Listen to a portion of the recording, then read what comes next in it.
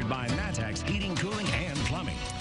Stepping through a pretty nice Tuesday evening across the area. We've had those clear skies, a few clouds mixed in from time to time, but overall a really pleasant evening with temperatures that are back down to the mid-60s, area-wide with a handful of low 70s, Effingham, Taylorville, over to the Springfield area. So out the door in the morning, as the kids head to the bus stop. Temperature should be pretty good. No issues there. Lower 60s to begin the day. Then on the way home, we're talking about those mid-80s returning. Plenty of sunshine to go around.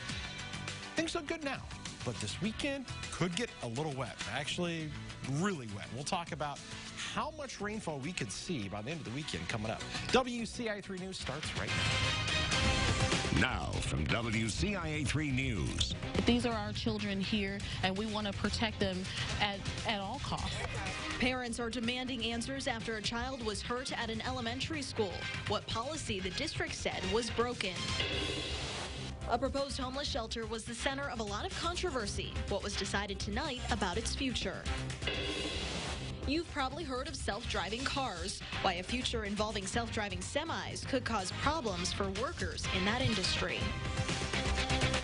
You're watching your local news leader. This is WCIA 3 News at 10. The school district and the school board is not doing what they should be doing as far as protecting these kids. Parents are putting the Champaign School District under fire, saying they didn't do enough to prevent a 10-year-old from getting hurt. Good evening, I'm Jessica Coons. Paul is off tonight. The pictures of this child's injuries are graphic. Her family says the 5th grader was attacked in the bathroom at Dr. Howard Elementary yesterday. District leaders have a different explanation of what happened. Tonight, people crowded into a PTA meeting with questions that largely went unanswered. WCIA 3's Jennifer Jensen was at that meeting. She is in our control room tonight. So Jennifer, you learned at that meeting there was a lapse in school policy yesterday. Jessica, at Dr. Howard, it's a rule that only 2 students are allowed in the bathroom at a time, and they have to be supervised. The district said there were 6 students involved and nobody was watching them. Tonight at the meeting, the district representative said they will be readdressing and reinforcing those rules. The PTA did not allow a camera inside the meeting, but I was there to hear everything people had to say. She's in a lot of pain. She's sleepless, restless. She's been having nightmares. SHAWNDA Chitwood's 10-year-old niece, Cora, is recovering from an injury she got while at Dr. Howard Elementary School. The day after it happened, questions still remain unanswered. What happened to her? We don't know what she was cut with. She was sent to the hospital and got 15 stitches by her abdomen. The district says she was hurt after a play fight in a bathroom. They released a statement on Monday saying, quote, the preliminary investigation found no weapon nor any indication that another student caused the injury. The matter appears accidental rather than malicious, end quote. The school was put on soft lockdown, and the district sent an email to parents with the alert of a student needing medical assistance. But many parents say that notification cast a shadow of doubt and distrust into how the district handled the situation. I was first notified via email that the school was on a soft lockdown, and I wanted more information regarding that, but nothing came that same night. Tony Jackson's son goes to Dr. Howard. This information was not released in a timely fashion, and there was not enough information released. It looks like a cover-up. She and dozens of other parents are left to speculate what happened when their kids were at school and subsequently worry about their own kids' safety. The issues are still fuzzy at the end of the day. There were a lot of questions, a lot of heightened emotions. The principal and district representatives were at Tuesday night's PTA meeting to hear parents' concerns. People wanted to know why more details and updates were not released by the school sooner, and why the safety policy was not enforced that day. So what good is a policy if you have no one to enforce it? That's a promise, but it's also a broken promise. The district didn't provide specific answers regarding that. Be transparent, act quickly, and reach out. When there are questions, they should reach out to the parents as much as humanly possible. Chitwood has one last request of the school district. You need to enforce your security. You need to enforce your staff. You guys need to put more actions towards the things you are telling us. You're wanting us to trust you with our children, and we cannot do that. police are still investigating what happened. At the end of the meeting, the school district representatives said they would bring the information and suggestions they gathered at tonight's meeting to the administration so they can come up with a response and plan for the future. In the control room, I'm Jennifer Jensen, WCIA 3, your local news leader. All right, Jennifer, thank you. Also at tonight's meeting, the district said it was open to creating a task force to address issues that stem from this incident. Counselors and crisis staff were not available today, but they will be at Dr. Howard tomorrow for students. Now, this meeting was planned several months ago to address safety procedures in general. The principal talked about fire drills, severe weather protocol, and lockdowns. In soft lockdowns like yesterday's, everyone is kept inside of their classroom. We have an update from 6. Danville City Council members made a couple of big decisions tonight. First, they passed a proposal that limits the number of liquor establishments with video gaming machines to 30. Annual fees will be $600 instead of $1,200. They had planned to accept a recommendation for a casino operator, but they pushed that vote to next month. City Council members also approved a 3% sales tax on recreational marijuana. And there's a similar update out of Champaign City Council.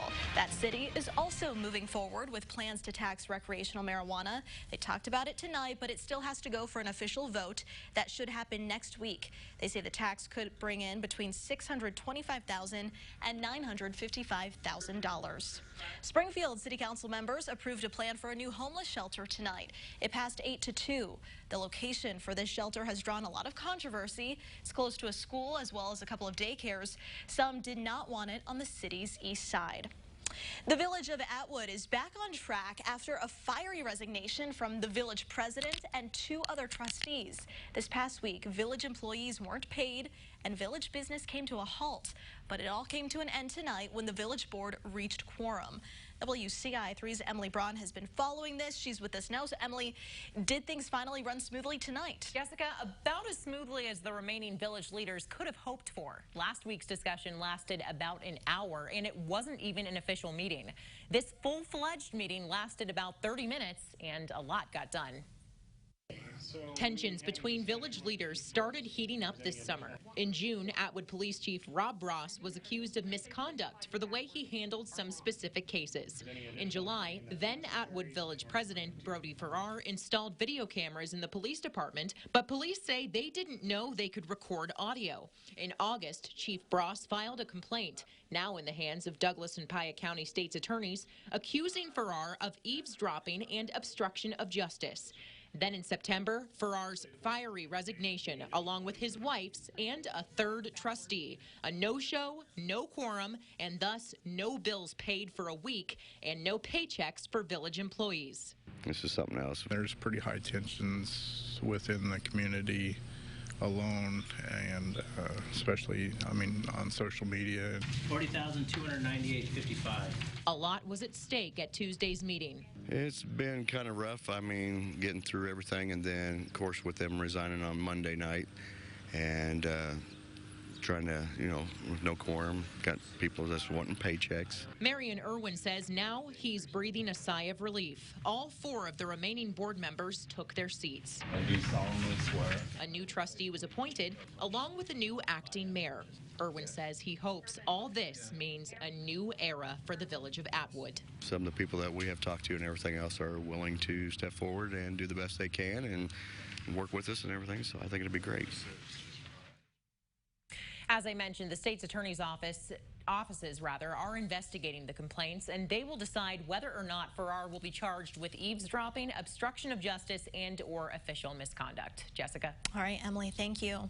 We are still following a story many of you have been asking about. The woman who drove off an unfinished bridge in Champaign is now charged with DUI.